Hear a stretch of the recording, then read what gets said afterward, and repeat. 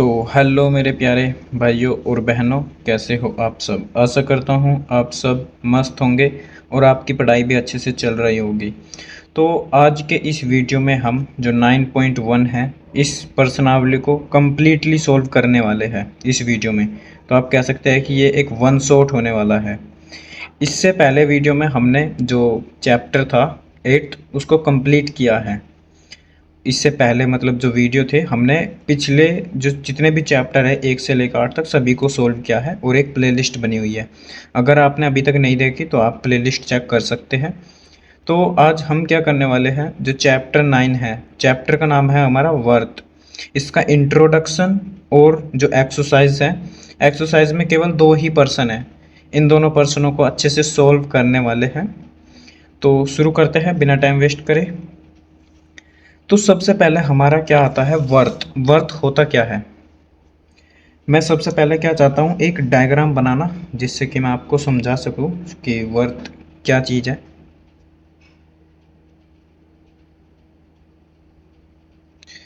तो जब तक वर्थ बना रहा हूँ मैं, तब तक आप एक लाइक और शेयर सब्सक्राइब कर सकते हैं। तो ये है एक, यहाँ पर इसको क्या बोलते हैं हम, केंद्र बोलते हैं। इसको मैं नाम दे देता हूँ ओ। तो होता क्या है वर्थ, कोई एक बिंदु है या केंद्र कह सकते हैं आप डायरेक्ट। केंद्र से एक फिक्स दूरी पर मान लो यह दूरी है x। 5 मान सकते हैं आप, ले सकते हैं 4, 3, 2, 1 पॉइंट में ले सकते हैं, कुछ भी।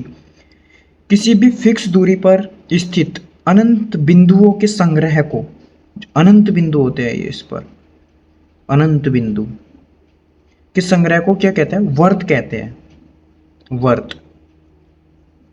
ठीक है। तो और जो अगर मैं इन सभी से इसको मिलाऊं तो जो इनकी दूरी होगी वो क्या होने वाली है, समान होगी। वो ज़्यादा नहीं होगी जितनी है, मतलब x है तो या भी x, या भी x, या भी x, या भी x, सभी दूरी आपस में समान होगी। यहाँ पर भी हो सकते हैं, ये भी x ही होगी दूरी, यहाँ पर हो तब भी x ही होगी। ठीक है।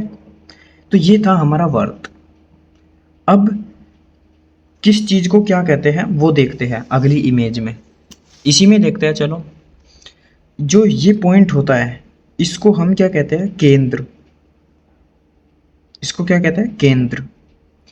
और जो ये पथ दिख रहा आपको एक गोल गोल, इसको क्या कहते हैं, परिधि।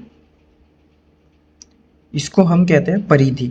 और अगर इसकी वैल्यू की बात करें तो कितनी होती है, 2πr, 2πr होती है।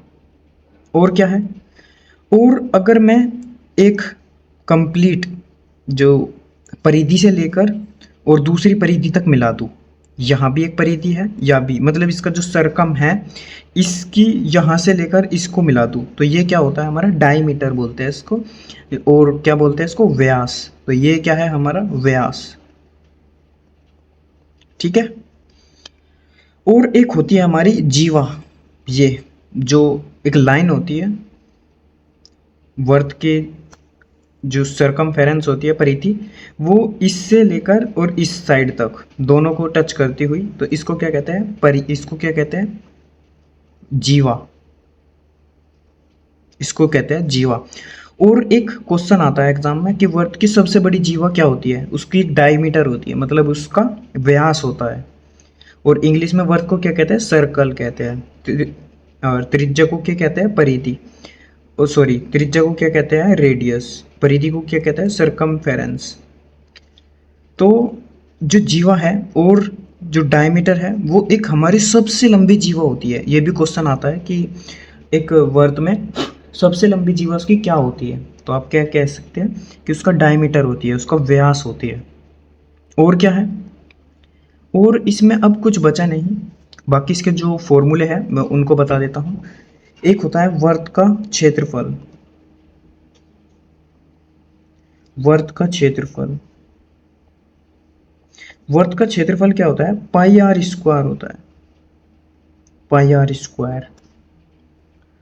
अगर बात करें वर्त की परिधि, वर्त की परिधि कितनी होती है 2πr। ठीक है।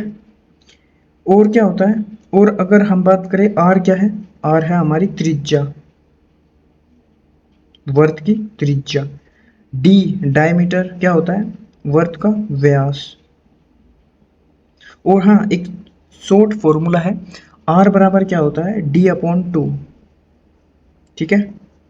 मतलब क्या कि त्रिज्या होती है वो व्यास का आधा होती है। जैसे मैं एक मतलब क्वेश्चन लेता हूँ।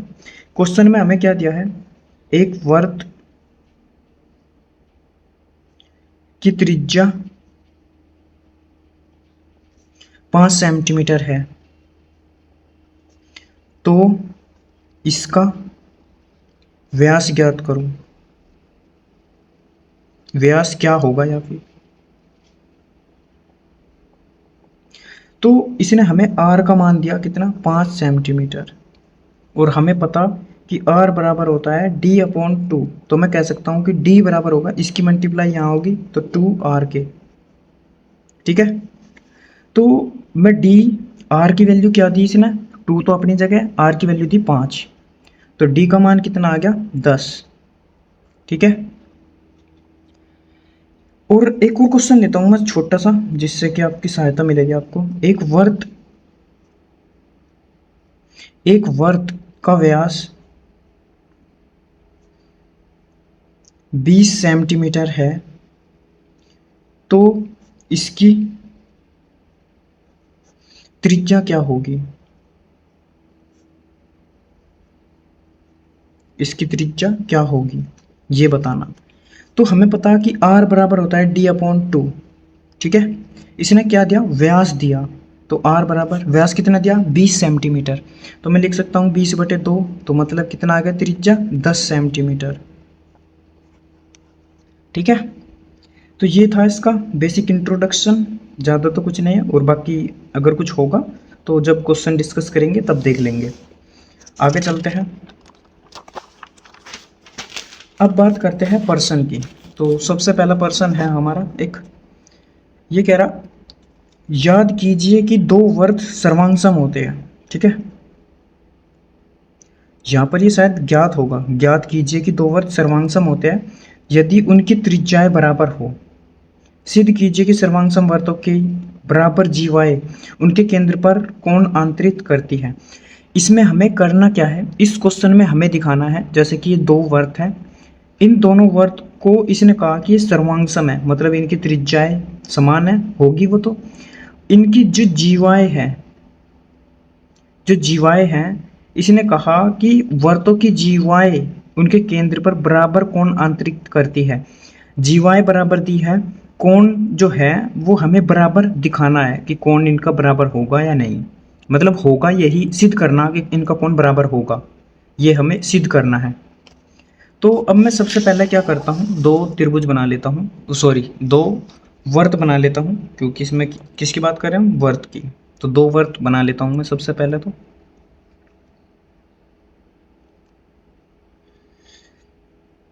एक तो हमारा वर्त ये है, और दूसरा वर्त ये रहा। थोड़ा इधर उधर हो सकता है, बाकी आप एडजस्ट कर सकते हैं। ये है हमारा वर्त, इसका केंद्र, इस वाले का केंद्र। इसने कहा दो वर्त है, तो मैं सबसे पहले दो वर्त बना लिए। इसको मैं नाम दे देता हूँ ओ, इसको दे देता हूँ ओ डैश। ठीक है। अब इसने बोला था कि इनकी जीवाएं, तो मुझे जीवा लेनी पड़ेगी, तो यह ले ली मैंने इसकी जीवा, और यह वाली इसकी। और जीवाएं से कौन कद बन सकता है अगर हम इनकी त्रिज्याओं को मिला दें।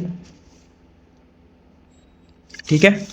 अगर मैं इनकी जीवाओं को मिला देता हूं तभी कौन बन सकता है, किस पर, केंद्र पर। यह है हमारा क्वेश्चन नंबर 1। ठीक है। अब आगे क्या कहा इसने, पहले इसको नाम दे देता हूं मैं, इसको नाम दे दिया मैंने A B C और D। ठीक है। इसको मैंने नाम भी दे दिया। तो इसने कहा कि दो वर्त सर्वांगसम है, अगर ये सर्वांगसम है तो इसकी दोनों त्रिज्या आपस में बराबर होगी। और यह वाली भुजा इस भुजा के बराबर होगी, यह वाली भुजा इस भुजा के बराबर होगी। क्यों?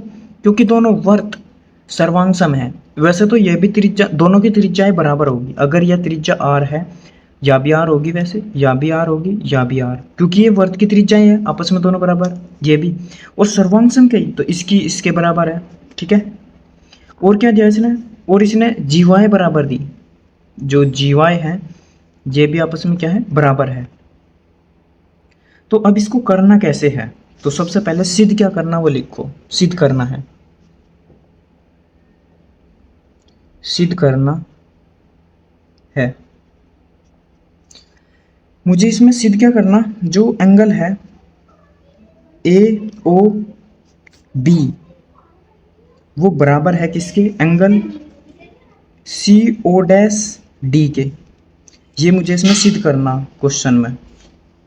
और अब मेरा टारगेट क्या होगा कि मैं इन दोनों को सर्वांग सम सिद्ध कर दूं। सर्वांग सम सिद्ध करने से by C P C T मैं कह सकता हूं कि ये एंगल इसके बराबर होगा, ठीक है। तो अब करते हैं इसको हल।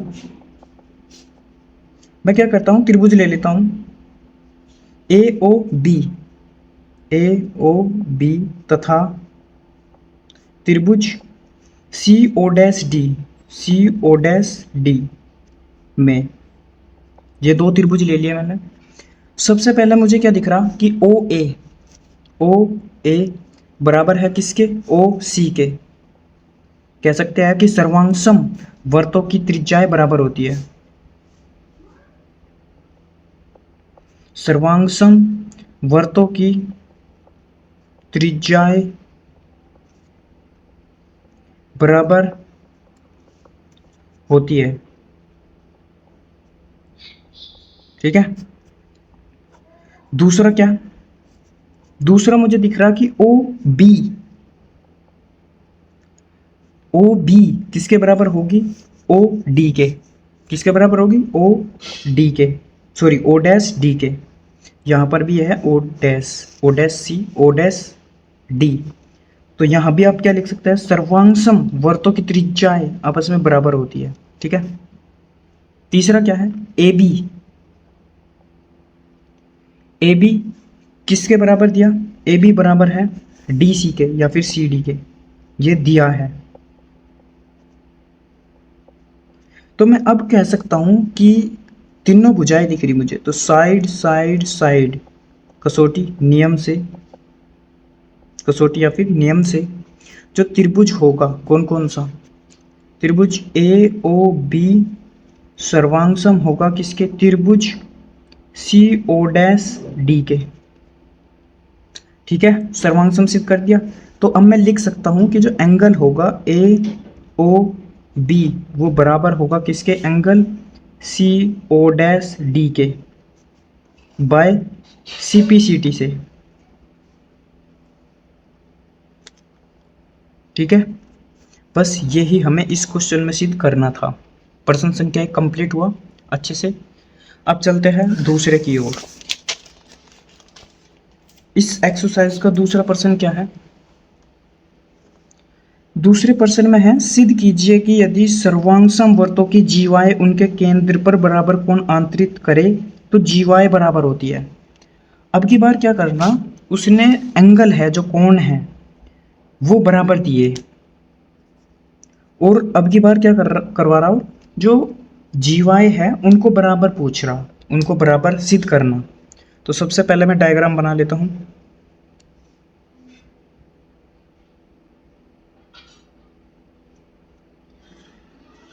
ये है मेरा एक डायग्राम, और ये रहा दूसरा वर्त मेरा। मैं प्रकार इसलिए यूज कर रहा हूँ क्योंकि मुझसे जो वर्त है वो अच्छे से गोल नहीं बनता, तो थोड़ा ठीक सा नहीं लगता, इसलिए ये है इसका केंद्र, ठीक है। इसने जीवा की बात करी तो जीवा लेनी पड़ेगी, तो इसकी जीवा ले ली मैंने, ये इसकी ले ली ये वाली। और केंद्र पर कोण कह रहा है बनाने को, तो त्रिज्या मिलानी पड़ेगी तभी केंद्र पर कोण बनना संभव है।